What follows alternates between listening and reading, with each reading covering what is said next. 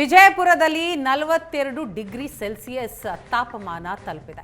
ರಣ ಬಿಸಿಲಿಗೆ ಸಾರ್ವಜನಿಕರು ತತ್ತರಿಸಿ ಹೋಗಿದ್ದಾರೆ.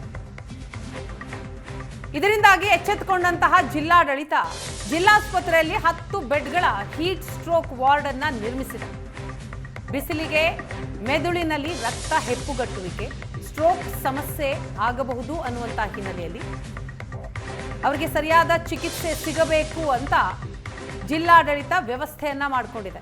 ಜಿಲ್ಲಾಸ್ಪತ್ರೆಯಲ್ಲಿ ಸ್ಪೆಷಲ್ ವಾರ್ಡ್, ಪ್ರತ್ಯೇಕ ಸಿಬ್ಬಂದಿ, ವೈದ್ಯರನ್ನ ನೇಮಿಸಲಾಗಿದೆ.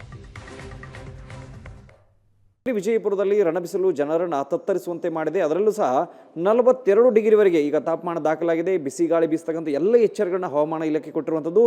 ಈ ನಿಟ್ಟಿನಲ್ಲಿ ಈಗ ಆರೋಗ್ಯ ಇಲಾಖೆ ಎಚ್ಚೆತ್ತುಕೊಂಡಿರುವಂಥದ್ದು. ಅದರಲ್ಲೂ ಸಹ ವಿಜಯಪುರದ ಜಿಲ್ಲಾಸ್ಪತ್ರೆಯಲ್ಲಿ ಕೋವಿಡ್ ಮಾದರಿಯಲ್ಲಿ ಇಲ್ಲಿ ಹೀಟ್ ಸ್ಟ್ರೋಕ್ ವಾರ್ಡನ್ನು ಈಗ ನಿರ್ಮಾಣ ಮಾಡಲಾಗಿದೆ. ತಾವು ಕೂಡ ನೋಡ್ತಾ ಇದ್ದೀರಿ, ಪ್ರತ್ಯೇಕವಾದಂಥ ವಾರ್ಡನ್ನು ಈಗ ಜಿಲ್ಲಾಸ್ಪತ್ರೆಯಲ್ಲಿ ನಿರ್ಮಾಣ ಮಾಡಲಾಗಿರುವಂಥ 10 ಬೆಡ್ಗಳಿರ್ತವೆ. ಎಸಿಯನ್ನು ಅಳವಡಿಸಲಾಗಿದೆ. ಅಂದರೆ ಸಂಪೂರ್ಣವಾಗಿ ಎಸಿ ಮಯವಾದಂಥ ಒಂದು ವಾರ್ಡ್ ಇರುತ್ತೆ ಇದು.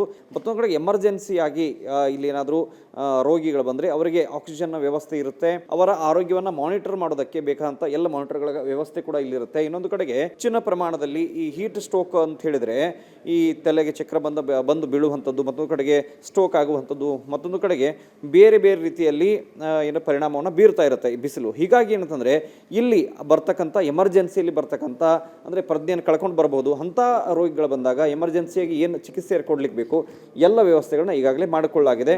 ಬೇಕಾದಂಥ ಔಷಧಿಗಳ ದಾಸ್ತಾನು ಕೂಡ ಇಲ್ಲಿ ಆಗಿದೆ. ಇಲ್ಲಿ ಕೂಡ ನೋಡ್ಬೋದು, ಈ ಭಾಗದಲ್ಲಿ ORS ಪ್ಯಾಕೆಟ್ಗಳಿದ್ದಾವೆ. ORS ಪ್ಯಾಕೆಟ್ನ ವ್ಯವಸ್ಥೆ ಕೂಡ ಇಲ್ಲಿದೆ. ಮತ್ತೊಂದು ಕಡೆಗೆ ಬೇಕಾದಂಥ ಔಷಧಿಗಳ ದಾಸ್ತಾನು ಕೂಡ ಇಲ್ಲಿ ಈಗಾಗಲೇ ಮಾಡಿಕೊಳ್ಳಲಾಗಿದೆ. ಮತ್ತು ಇಲ್ಲಿ ಪ್ರತ್ಯೇಕವಾಗಿ ಸಿಬ್ಬಂದಿಗಳು ಮತ್ತು ವೈದ್ಯಕೀಯ ಸಿಬ್ಬಂದಿ ಕೂಡ ಇಲ್ಲಿರುತ್ತೆ. ಅಂದರೆ ಪ್ರತ್ಯೇಕವಾಗಿಯೇ ಈ ವಾರ್ಡ್ಗೆ ಇರುವಂಥದ್ದು. ಈ ರೀತಿಯಾಗಿ ಏನೇನು ಔಷಧಿಗಳು ಇದ್ದಾವೆ ಅನ್ನೋಂಥದ್ದನ್ನು ಕೂಡ ಇಲ್ಲಿ ಇಟ್ಟಿದ್ದಾರೆ. ಅಂದರೆ ಬರ್ತಕ್ಕಂಥ ರೋಗಿಗಳು ಹೆಚ್ಚಿನ ಪ್ರಮಾಣದಲ್ಲಿ